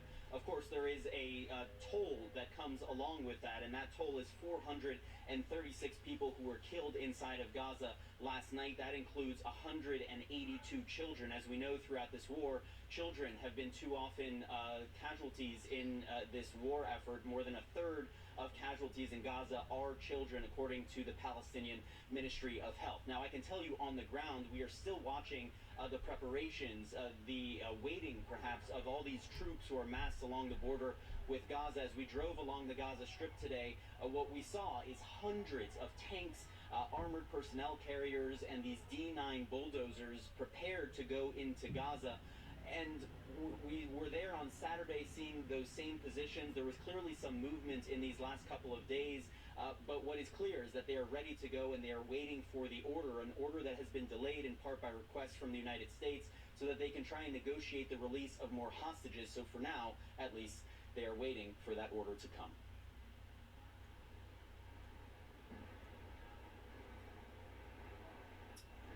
And Jeremy, what's the latest on that you're hearing on a possible Israeli ground invasion? When that time is actually going to happen? Well, look, it's clear that they have agreed so far to delay that invasion at the request of the Americans in order to allow for these Qatar-led mediation efforts to try and get some of these civilian hostages out of the Gaza Strip. We know also that Hamas is clearly trying to delay a ground invasion by dangling that very possibility. I think what's clear is that while the Israelis are certainly willing to wait a few more days, perhaps, to launch this ground invasion, they are not going to delay it inevitably. Whether you look at the comments of the defense minister, Gallant, or those of the IDF's chief of staff, what is clear is that they will be going into Gaza. It is simply a matter of when at this point.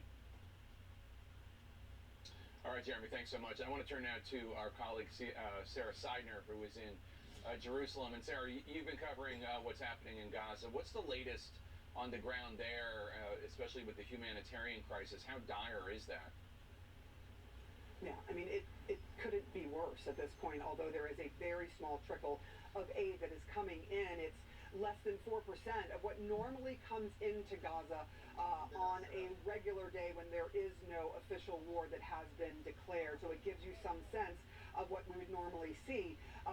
We've seen somewhere in the number of 40 to 50 trucks that have been let in over the past few days. I do want to talk to you, though, about something that I think is a bit underreported. We talk a lot, of course, about those who have been killed, more than 5,000, according to the Palestinian Health Ministry there in Gaza, and the injured. We're talking about thousands injured, more than 10,000. But what we rarely hear from and talk about is the people who are caring for them, the doctors, the nurses. The doctors and nurses, according to the Palestinian Red Crescent Society, who I spoke with overnight, told us that they are literally hungry, that they don't have food, and so they had to take a very dangerous trip sending people from the south to the north to try and give them some bread and something to drink as they are trying to care for these patients.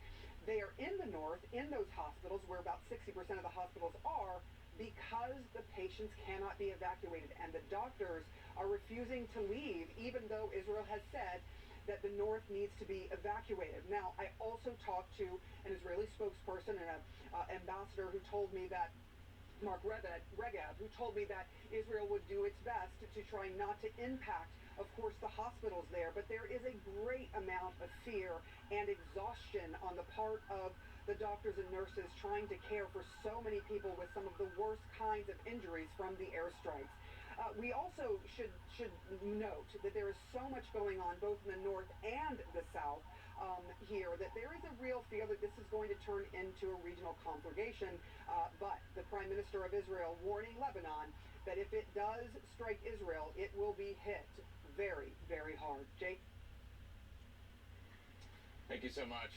Appreciate it, Sarah. And of course, we should always remind our viewers that the Palestinian Ministry of Health is controlled by Hamas, and anything they say, Hamas is responsible, and they were lying last Tuesday when it came to their blaming of the hospital strike on the Israelis, when it turned out it was almost certainly caused by Palestinian Islamic Jihad. Dana, back to you.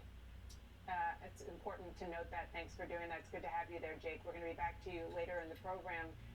For now, I want to go to the White House because President Biden did speak with Israeli Prime Minister Benjamin Netanyahu yesterday. As sources do tell CNN, his administration is working behind the scenes to delay a possible ground incursion in Gaza. CNN's MJ Lee is at the White House. MJ, what are you learning about this conversation, the latest one? Yeah, Dana, President Biden has really been in constant communication with Prime Minister Benjamin Netanyahu, including this additional phone call that took place over the weekend, coming at a moment when every indication seems to be that a ground invasion into Gaza appears to be imminent. But what we are learning is that the administration has been urging Israel to delay making such a move. And there are a couple of things at play here, Dana.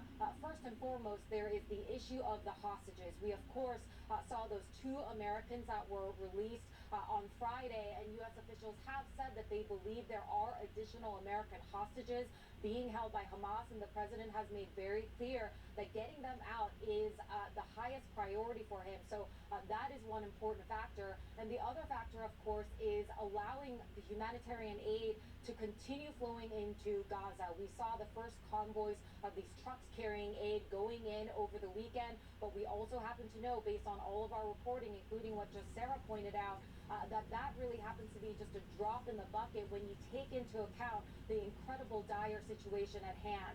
Now, when the president himself was asked over the weekend by a reporter whether he had been urging the Israelis to delay such a ground invasion, he didn't deny it. He simply said, I'm talking to the Israelis, but I should note that there is some resistance about this reporting coming from the Israeli side. One Israeli official saying that that kind of pressure campaign is not in existence, that is not a conversation that's going on. So you can see that there are some sensitivities here on both sides. I will also note that U.S. officials have been careful, probably for that reason, in pointing out that any military decision that is made on the ground, that is entirely up to the Israelis. Yeah, it is very, very delicate. Thank you so much for that reporting, MJ. I want to go now to Alex Marquardt. Alex, I know you've been talking to sources about the very real concern about the conflict spreading much more broadly regionally, and in fact the Defense Secretary talked about it this weekend. The very real concern, Dana, and certainly a growing concern. And I think what we heard from Secretary of Defense Lloyd Austin was really emphasizing what we've been hearing across this administration, that there's a very real possibility that this war could expand beyond just Israel and Gaza, that other groups could get involved and that other fronts could be opened up. And it's not just that concern doesn't just come from the potential for Iran to essentially order its proxies across the region to start carrying out strikes against U.S. and Israeli targets, but really a reflection of the string of strikes that we've already seen over the course of the past week in Iraq, in Syria, there was a missile attack on a U.S. diplomatic facility on Friday. That followed missiles and drones being launched by the Iranian-backed Houthis in Yemen. Those were launched north in the direction of Israel. They had to be taken down by a U.S. destroyer. So this is a very real fear at this point. This is what Secretary Austin had to say on Sunday. We're concerned about potential escalation. In fact, what we're seeing is the prospect of a significant escalation of attacks on our troops and our people throughout the region. And Dan, I think the most immediate fear might be Hezbollah to Israel's north in Lebanon. They are one of the best funded, best equipped Iranian-backed proxies, and they could very easily open up a second front, not just firing into Israel, but also at U.S. assets. We have those two strike carrier groups in the Eastern Mediterranean. Jenna? Well, on that note, Alex, what are you hearing about the U.S. sending additional military resources to the region for lots of reasons, including to try to be a deterrent against that potential Hezbollah attack? A deterrent to show Hezbollah, Iran, and others that the U.S. that the U.S. is there and sending a warning signal, but also that they would be very well equipped to respond if need be. So we now have these two carrier strike groups in the Eastern Mediterranean. But what we also heard from the secretary there was that they're sending more air defense batteries, including Patriot missile batteries, to the region to help with air defense, to help protect U.S. positions, U.S. troops in the region. And Secretary Austin also said that more troops are being put on what are called prepared to deploy orders. So these are very significant moves by the Pentagon as we wait for this imminent Israeli incursion, which could prompt a wider conflict. Jenna? Very scary indeed, to say the least. Thank you so much for that reporting, Alex. And coming up, as we heard from our reporters in Israel, that country is making clear a ground invasion is very much on the table. The question, of course, at this point is when. I'm going to speak with a spokesperson for the Israeli Defense Forces next. I know the challenges you face, the workforce uncertainties that keep you up at night. And the economy is volatile. Recession is inevitable. AI is disruptive. 325,000 CEOs, HR leaders, and politicos turn to SHRM. 95% of all Fortune 500 companies turn to SHRM. When work keeps you up at night, turn to SHRM.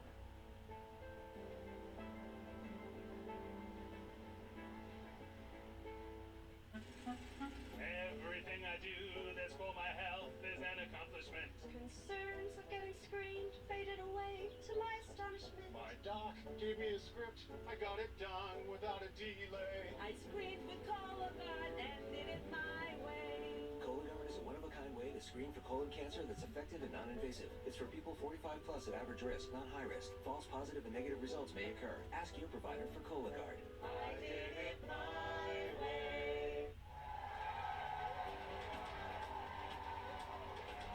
My plaque psoriasis was so bad, I couldn't get my hair done. My psoriasis was all over. Then my joints started hurting. Found out it was psoriatic arthritis. Who knew they could be connected? For me, Cosentix works on both. 5 years and counting. Did you know people with psoriasis on the scalp have a 4 times higher risk of developing psoriatic arthritis, which if left untreated can lead to permanent joint damage? Cosentix works on all of this and helps stop further joint damage. Talk to your doctor. Find something that works for you. Serious allergic reactions, severe skin reactions that look like eczema, and an increased risk of infections, some fatal, have occurred. Tell your doctor if you have an infection or symptoms, had a vaccine or plan to, or if IBD symptoms develop or worsen. Cosentix. Still working for me. Find relief that can last. Ask your dermatologist about Cosentix. This thing is making you get an ice bath again. What do you mean? These straps are mind-blowing. They collect hundreds of data points like HRV and REM sleep, so you know all you need for recovery. And you are? I'm an investor in Invesco QQQ, a fund that gives me access to NASDAQ 100 innovations like wearable training, optimization tech. How long? I'm done. Become an agent of innovation with Invesco QQQ. Okay. Before investing, carefully read and consider fund objectives, risk, charges, expenses, and more in prospectus at Invesco.com. I told myself I was okay with my moderate to severe rheumatoid arthritis symptoms. With my psoriatic arthritis symptoms. But just okay isn't okay. And I was done settling. If you still have symptoms after a TNF blocker like Humira or Enbrel, Rinvoq is different and may help. Rinvoq is a once-daily pill that can dramatically relieve RA and PSA symptoms, including fatigue for some. It can stop joint damage, and in PSA, can leave skin clear or almost clear. Rinvoq can lower your ability to fight infections, including TB, serious infections and blood clots, some fatal, cancers including lymphoma and skin cancer, death, heart attack, stroke, and tears in the stomach or intestines occurred. People 50 and older with at least one heart disease risk factor have higher risks. Don't take if allergic to Rinvoq, as serious reactions can occur. Tell your doctor if you are or may become pregnant. Done settling? Ask your rheumatologist for Rinvoq. And take back what's yours. Learn how AbbVie could help you save. Hey, grab more delectables. You know, that lickable cat treat. Delickable delectables. Yes, just hurry. Must be delicious. Delectables, lickable treat. Deliciously delectable delectables. Closed captioning is brought to you by Audiobook Network. Authors tell your story. Produce an audiobook with us. Want to earn more profits and find a new audience for your published book? Produce an audiobook. We handle narration, production, and digital distribution. 800-753-8559.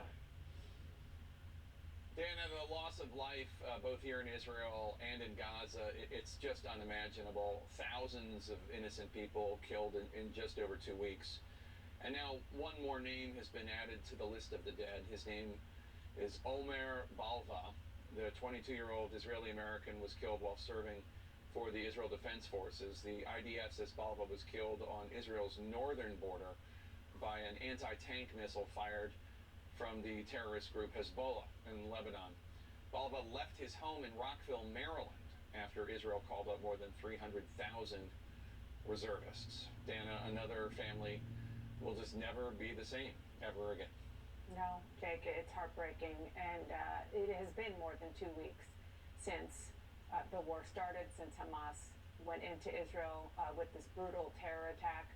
And now the question is, what are the next steps in Israel's military offensive? The question is a possible ground invasion into Gaza, and of course the tensions, or Jake was just talking about, in the northern part of Israel at the Lebanon border, where that American who left the United States to fight was already killed. I want to go to our Colonel Cedric Layton, and he's a CNN military analyst. Let's start there, if you will, about the concern in the north. Obviously, the focus has been in the southern part of Israel on the border with Gaza, but there are very real concerns about what is going to happen in the north, and that is something that we just heard in the last block that the defense secretary spoke about, just more broadly about what that would mean for a bigger regional conflict.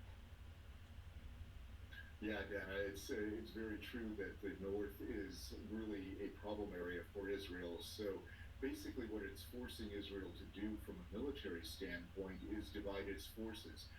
It has obviously moved a lot of troops into the south, right along the Gaza border. All those troops that Dick Robertson has been reporting on, they've been there. Some of them have moved, obviously, in recent days.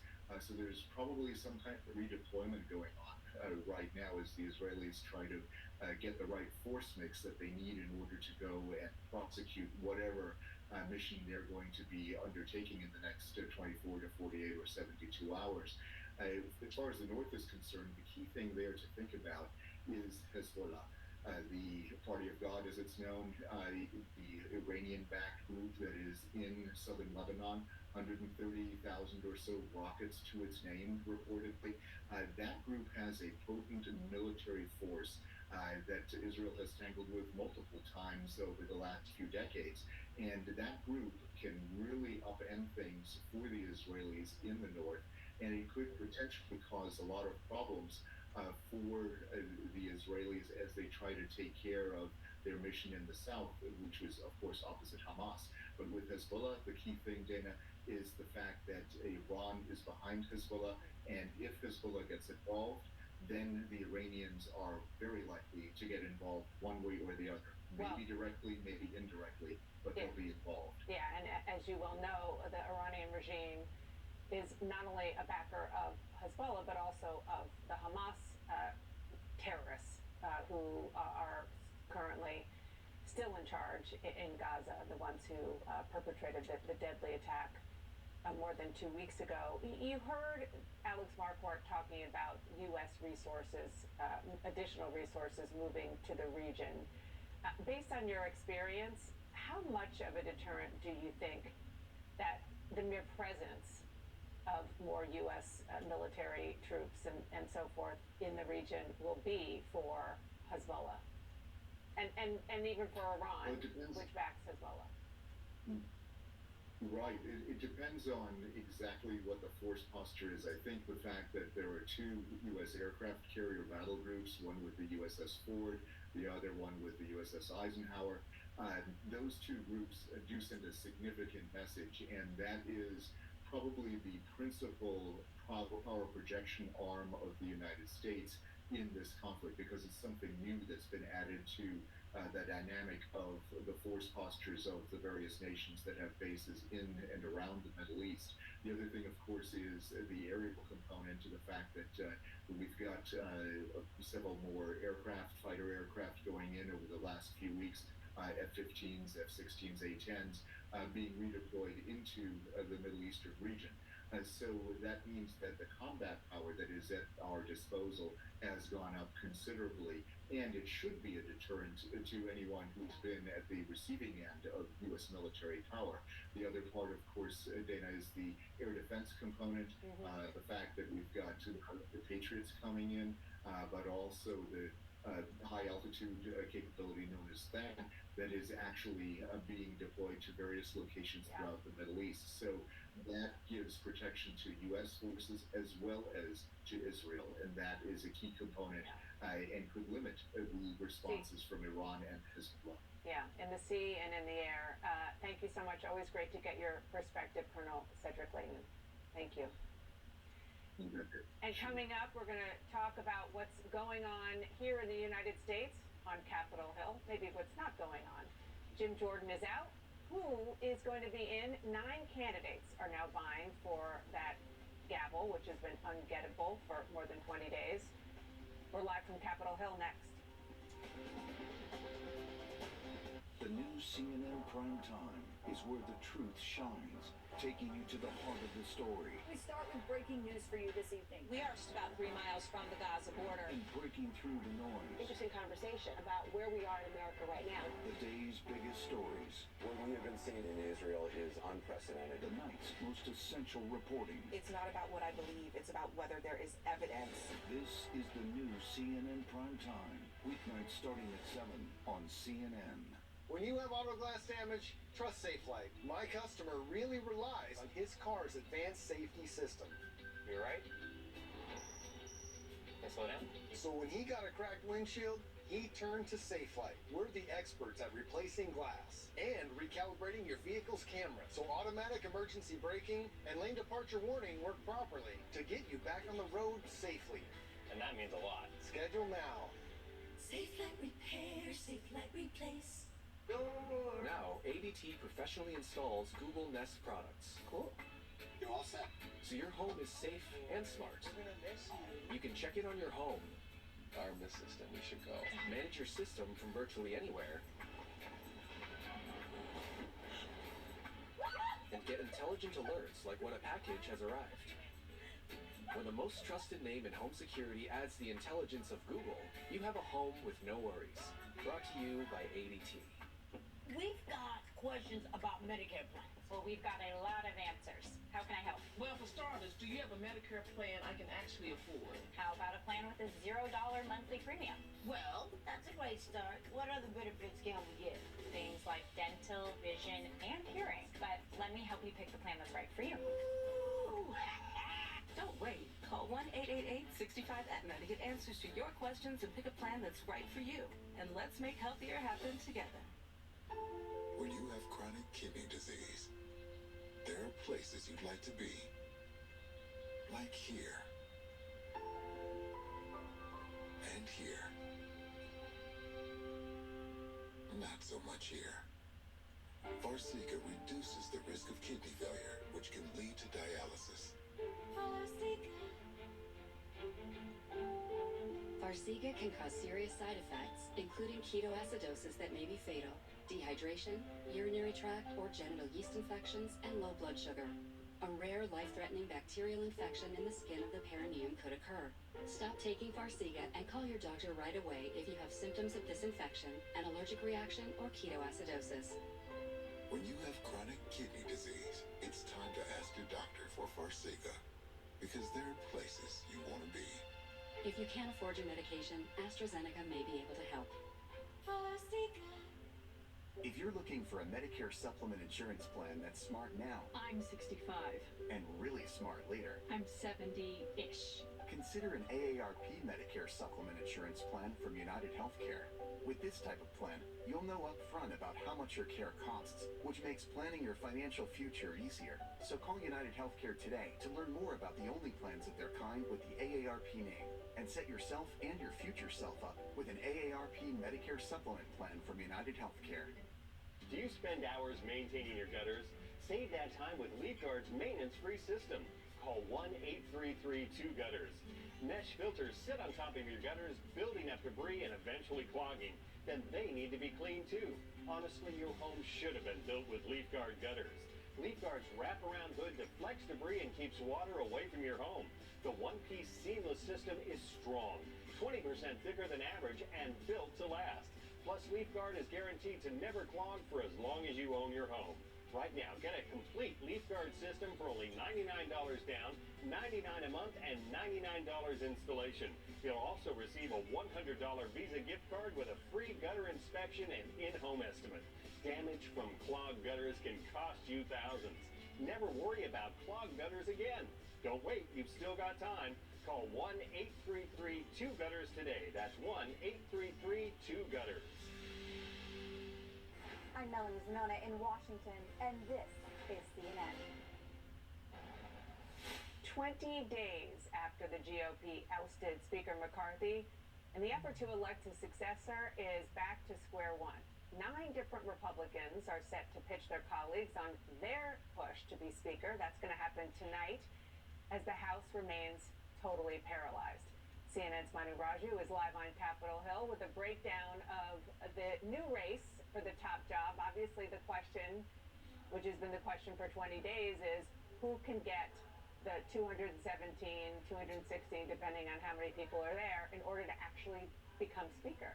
Yeah, and that is the question if any of them actually can at the moment. There's ample doubt that none of them can. It has been an all-out free-for-all since Jim Jordan became the second Republican to step aside amid this paralyzed House and the inability of Jordan and before him Steve Scalise to get the 217 votes they needed to be elected Speaker. Can any of these 9 do just that? There has been a furious effort behind the scenes to try to lock up the vote commitments before a secret ballot leadership election that will take place tomorrow morning to nominate the next Speaker of the House. The frontrunner is viewed as Tom Emmer, the House Republican whip, but he has by no means locked this race up, given the fact that it's incredibly crowded.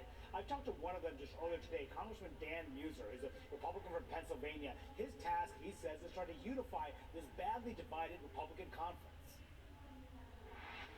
I mean, let's face it, Kevin McCarthy was taken out unfairly. Those people that took him out, most of them, maybe all of them, were my friends. But as I said, I respect each and every one of them. That's got to be the case moving forward. The American people want us to stop this dysfunction and get on with it. Just on the aid to Israel, Ukraine, do you agree with the President and Senator McConnell that those two issues should be linked together? Absolutely not. And that is one of the big questions for any of these potential speakers, is how they will deal with some of the key legislative issues that simply cannot be acted upon amid this GOP leadership crisis, namely how to move forward with aid to Israel, how to move forward with aid to Ukraine, how to avoid a government shutdown. You heard the congressman there telling me that he will not support tying Ukraine aid to Israel aid, even though that is what Joe Biden has called for, and even what Senate Republican leader Mitch McConnell has called for. So even once a Speaker is elected, Dana, I expect a huge fight over these key consequential issues, but they can't even act upon it until a Speaker is elected. A fight among House Republicans? It's shocking.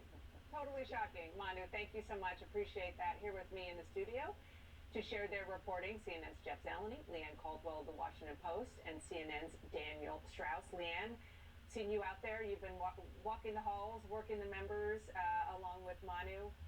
what are you hearing? What's your sense? Echoing Mono's reporting that it's going to be really difficult for anyone to find 217 votes. They have 9 candidates right now, a contested race.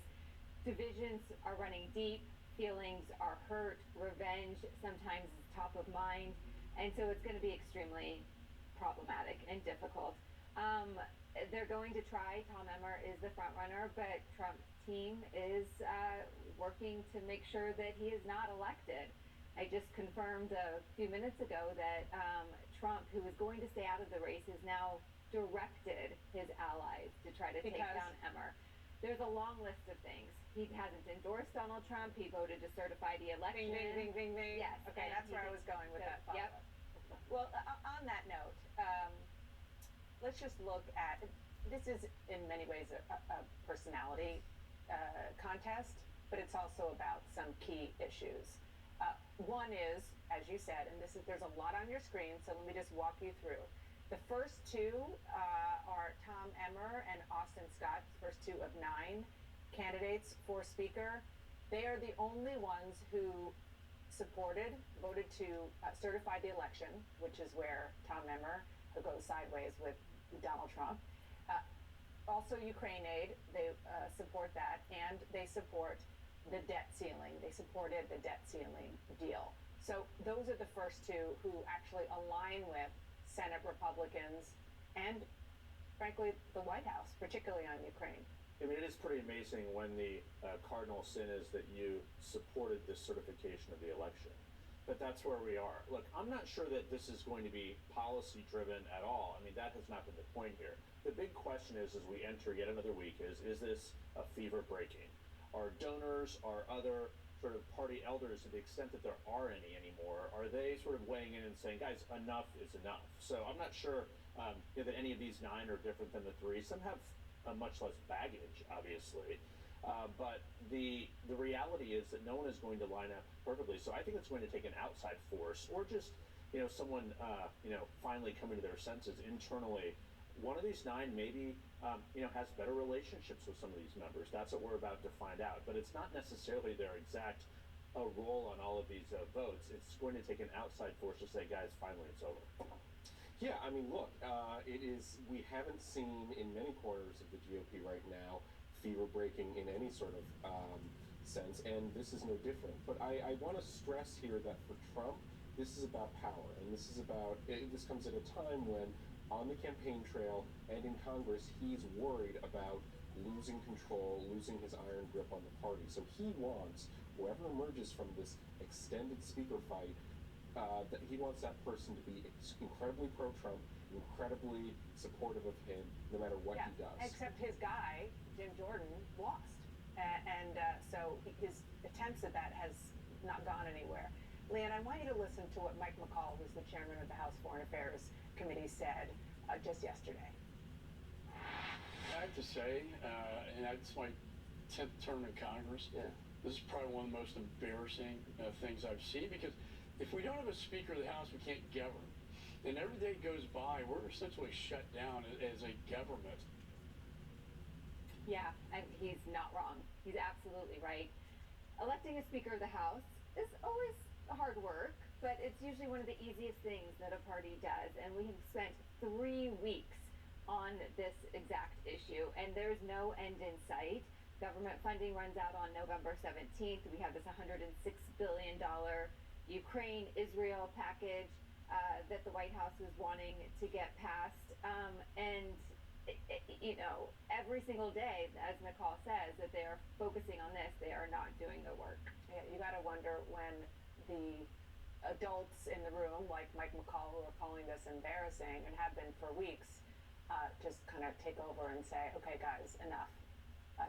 We'll talk about that. And we'll also talk maybe another time about why there's no woman in line to be there. But that's for a different conversation, unfortunately. Thank you all. And up next, the catastrophic humanitarian situation in Gaza is getting worse. One hospital is reportedly overwhelmed with bodies, low on electricity, and has forced its doctors to operate without proper medication. So what are Gaza's neighbors, the Arab neighbors, doing to help? We're going to talk about that and more next. The Whole Story with Anderson Cooper is appointment viewing on Sunday nights. One whole story, one whole hour. The world's best journalists dig deeper into the stories they can't ignore. The Whole Story with Anderson Cooper, Sunday at 8 on CNN. Something unexpected has arrived from Experian, the new Experian Smart Money debit card and digital checking account. It finds payments that could raise your credit scores without the debt. Get your new Experian Smart Money account through the Experian app. If you struggle with CPAP, you should check out Inspire. No mask, no hose, just sleep. Learn more and view important safety information at inspiresleep.com. An official message from Medicare. Often, things look the same, exactly the same, until you take a closer look. At Medicare.gov, you can easily compare all your options and see the real difference. Find a plan that offers you more, or saves you money. Wouldn't that be nice? Plans change every year, so can your health. Open enrollment ends December 7th. Compare prescription drug and health options at Medicare.gov. Paid for by the U.S. Department of Health and Human Services.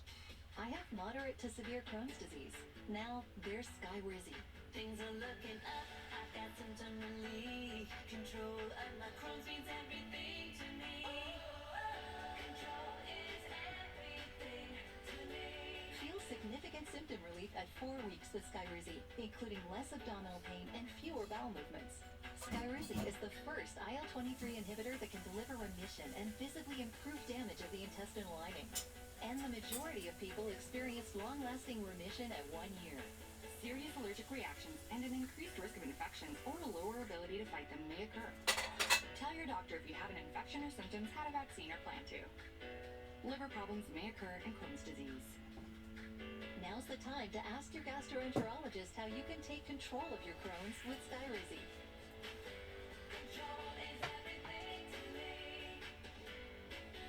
Learn how AbbVie could help you save. At the Salvation Army, a meal isn't just a meal. It's fuel for imagination, determination, and dreams. It's energy to be role models, change makers, and to just be kids. With your gift, a full meal means a full heart, a full night's sleep, and a future full of possibilities. When moderate to severe ulcerative colitis takes you off course, put it in check with Rinvoq, a once-daily pill. When I wanted to see results fast, Rinvoq delivered rapid symptom relief and helped leave bathroom urgency behind. Check. When UC tried to slow me down, I got lasting steroid-free remission with Rinvoq. Check.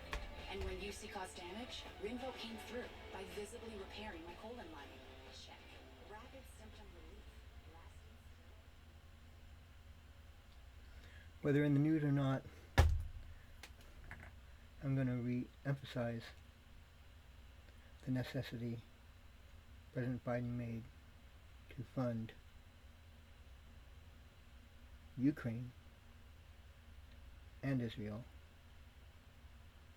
to make sure both sovereign countries do not falter or succumb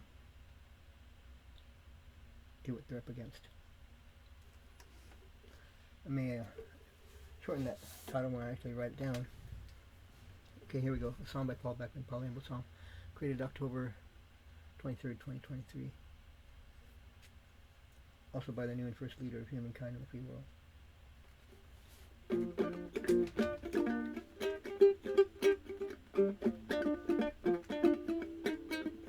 But whether in the news or not, I am going to re-emphasize what President Biden has recently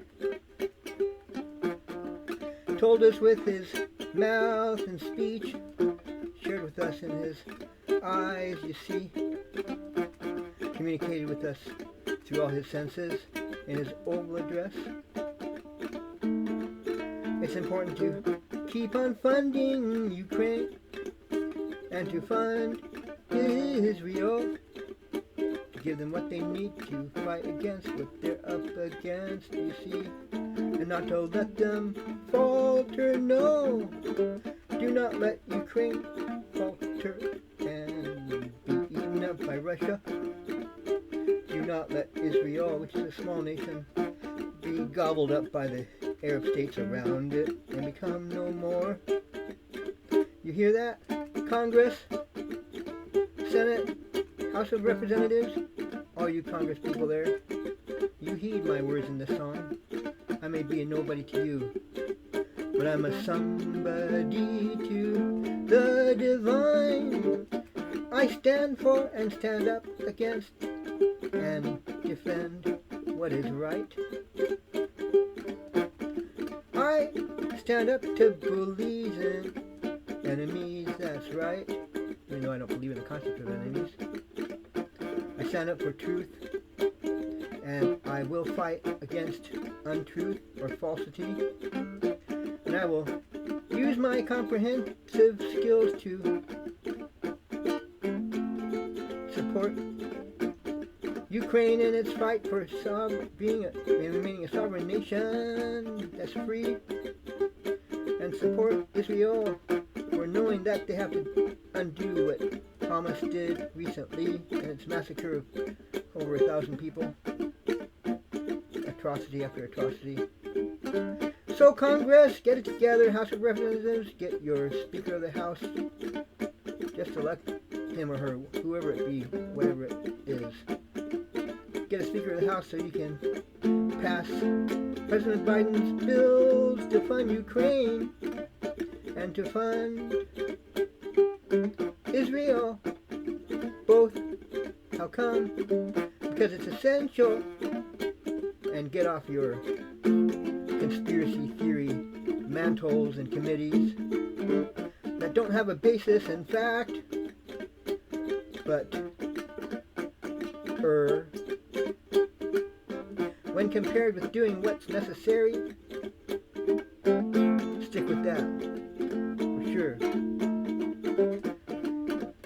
America stands for helping fledgling democracies and standing up for the free and for fighting to keep democracy alive. So don't you bother to try to interfere with that, you hear? You be on the same side, standing up for democracy and freedom. If you don't do that, then I would call you un-American. Hear that, Congress? Pass Biden's bills.